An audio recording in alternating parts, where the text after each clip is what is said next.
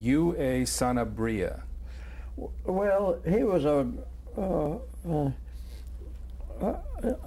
I never could figure out. He was demonstrating mechanical television for a good many years, but it didn't seem to me that he ever really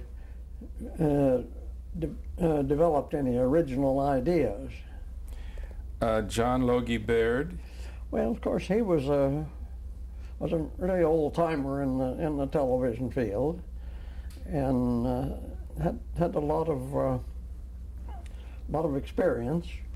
But even he, I'm sure, realized that when he was getting the most publicity with his mechanical system, that this system was not the one that was going to eventually win out. Lee DeForest. Well, of course, DeForest was best known for the development of the triode vacuum tube. He wasn't directly involved in television as such, but of course every tube that was made afterwards involved the principles that he demonstrated. Charles Jenkins. Well, he was an original fellow, and he did a lot of work with the tools that he had available. He demonstrated quite a lot of workable systems, but all were based on the mechanical system. Edwin Armstrong. Well, he's another one of these unfortunate individuals. He certainly he starting way back in the early days of radio, he developed the Armstrong regenerative circuit and the superheterodyne, and then eventually became best known for his promotion of frequency modulation. Robert Sarnoff. Well, he's quite a controversial figure. I don't think he did RCA much good in diversifying its field. I think it would have been better off sticking to electronics.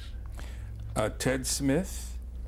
Well, yeah, I knew Ted Smith quite well. Had a lot of respect for him. Harold Beveridge. Well, was a real pioneer too. He of course, is best known for his antenna work. But I think he could have done just as well in almost any field of electronics. Elmer Engstrom. Well, I knew Elmer quite well too, and I had a lot of respect for him. Dr. Goldsmith. I didn't know him so well, but he was certainly an idea man. He always came up with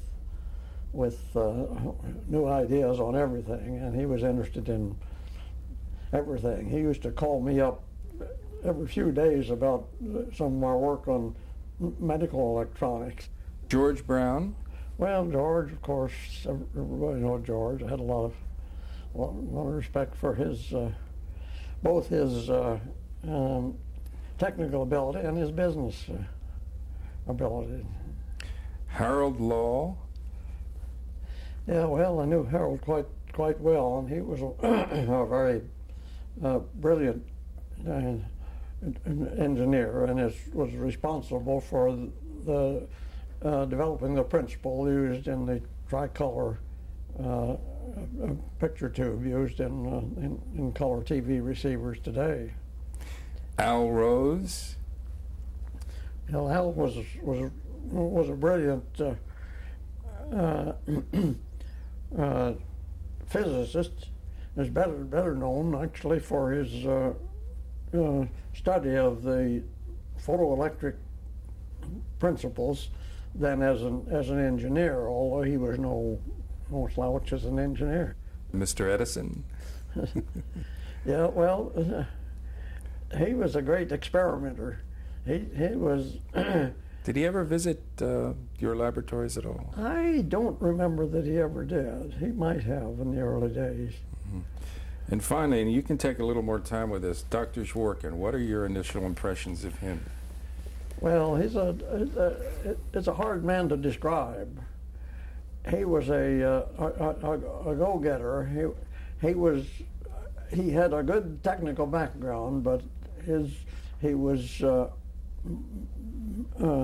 really